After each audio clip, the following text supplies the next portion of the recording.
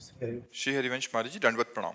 महाराज जी, वेदांत की एक प्रक्रिया है नेति नेति करके मन को संसार से अलग करने की, लेकिन इति इति करके सर्व में भगवान का दर्शन करते करते एवं ईश्वर को अपने सर्व विचारों को समर्पित करना क्या उचित प्रक्रिया है? हाँ, ये भक्ति जनित है। जहां कहा जाता है नहीं है वहां भी है, नहीं है वहां भी है कि नहीं? हाँ, जहां कहा जाता नहीं है, अगर परमात्मा ना हो तो ये सिद्धांत खत्म हो जाएगा। सर्वम खलमिदम ब्रह्म ने नानास्ति किंचन। सब जगह वो परमात्मा है, कोई कण भी ऐसा नहीं जिसमें परमात्मा ना हो। ईशावास्यमिदम सर्वम यत्किंचे जगत्याम जगत। जगत का एक कण भी ऐसा नहीं जिसमें परमात्मा ना विराजमान हो। जड़ चेतन जग जीव जत सकल राम में जान, सब में भगवान विराजमान है। तो दो सिद्धांत हैं, एक पहले ना कहते हुए फिर हाँ में आ जाना, और एक हाँ कहते हुए उसी में डूब जाना। हाँ कहते हुए है ये भक्ति। और ज्ञान चूंकि तार्किक प्रवृत्ति है ना, तो ये जो दिखाई दे रहा है ये परमात्मा नहीं है, ये माया है। जो दिखाई नहीं दे रहा है इनमें रहते हुए वो परमात्मा है, इसलिए टोटल नहीं है। ब्रह्म सत्यम जगन मिथ्या नहीं, ये सब नहीं, ये सब नहीं। वो तार्किक बुद्धि होती है ना, वैराग्य प्रबल होता है तो पूरे जगत से वैराग्य करके स्थूल जगत, सूक्ष्म जगत और कारण जगत, बाहर और भीतर, समझ रहे हो? बाहर जैसे स्थूल जगत, सूक्ष्म जगत स्वर्गलोक, कारण जगत ब्रह्मलोक। यहाँ स्थूल शरीर, सूक्ष्म शरीर, कारण शरीर, तीनों से नकार दिया। और जब स्वयं से स्वयं का अनुभव हुआ, फिर आंख खुली तो सर्वम खलमिदम ब्रह्म ने नानास्ति किंचन। जिसको नेति नेति कहा था ब्रह्म सत्यम जगन मिथ्या, वहां सब जगह ब्रह्म का अनुभव हुआ। अब ब्रह्मानुभूति हुई। ब्रह्मभूता प्रसन्नात्मा न सोचति न कांक्षति समाः सर्वेषु भूतेषु मद भक्तिम लभते पराम। ये पराभक्ति की प्राप्ति हुई कि वो अखंड प्रसन्न, अब वो स्वयं ब्रह्मभूत हो गया। मतलब ब्रह्मविद ब्रह्मभूत, स्वयं ब्रह्ममय होकर अखंड प्रसन्नता, अखंड आनंद को प्राप्त हो गया। अब किंचन मात्र कहीं सुख दुख की संभावना नहीं, न सोच की, न शोक की, न चिंता की। हर समय अपार आनंद, क्योंकि अपना आनंद स्वरूप ही है ज्ञान मार्ग। भगवान की शरण में होकर, भगवान का नाम जप करते हुए, भगवान की लीला कथा सुनता हुए, सब कुछ भगवान है। वासुदेवा सर्वम इति सा महात्मा सुदुर्लभा। सर्वत्र भगवान पूरे के पूरे विराजमान है। पंचभूत भी भगवान है, सब कुछ भगवान ही है।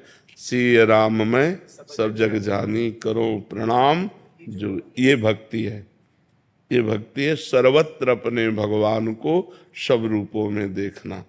जब तक ये भक्ति नहीं आती है तब तक पूर्णता नहीं होती। और इस भक्ति में मैं खो जाता है, इस भक्ति में मैं का विस्मरण है और उसमें तू का विस्मरण है। केवल मैं ही मैं, अहम ब्रह्मास्मि। और इसमें ब्रह्म नहीं, माया नहीं, नहीं जीव नहीं काल, अपनी ही सुधि ना रही, एक रहे नंदलाल। इष्टाकार वृत्ति, जैसे रामाकार वृत्ति, शिवाकार वृत्ति, कृष्णाकार वृत्ति, भगवदाकार वृत्ति, इसमें अन्य वृत्ति। जब हम एक एक क्षण, एक एक वृत्ति को संभाल के प्रभु के सुमिरन में लगाएंगे, जहाँ मन जाए वहाँ से हटा के बार बार प्रभु में लगाएंगे, तो हमारा मन एकाग्र होने लगता है। एकाग्र मन ही संप्रज्ञात समाधि में जाता है। संप्रज्ञात समाधि ही निर्विकल असंप्रज्ञात समाधि को प्राप्त हो जाता है। यही मोक्ष पद है, यही निर्वाण पद है।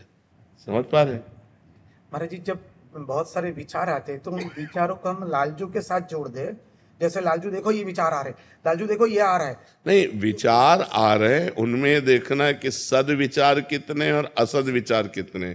जो असद विचार हैं उनको नकार दीजिए, द्वेष नहीं करना, नकार देना है। व्यर्थ विचार जो भी आ हाँ देखो, विचारों से उपराम हो जाना। उपराम का मतलब होता है, पहले उपराम के पहले स्थिति होती है उदासीन, उदासीन का मतलब होता है न मित्रता न शत्रुता, न राग न द्वेष। जो गंदे विचार आ रहे हैं उनसे हम उपराम हो जाते हैं। हमारा जैसे कभी अपने लोगों के भोजन में मांस का चैप्टर है नहीं, न रागात्मक न द्वेषात्मक, उपराम। उपराम जो महापुरुष होता है उसकी दशा ऐसी होती है जैसे इधर बैठे कोई मांस खा रहा है और इधर बैठे कोई सात्विक भोजन कर रहा है और बीच में बैठा उसको कोई मतलब नहीं, न इससे कोई राग न इससे कोई द्वेष है। वो अपनी स्थिति में प्रकृति के अनुसार सब चेष्टा बरत रहे, वो अपनी स्थिति में रहता है, न राग न द्वेष। तो हमको ऐसे ही मन जो है पूरी बाजार है। मन के द्वारा दिए हुए जितने विचार हैं, विचार क्या होते हैं? स्फुरणा होती है। पहले स्फुरणा होती है, सत स्फुरणा, असत स्फुरणा।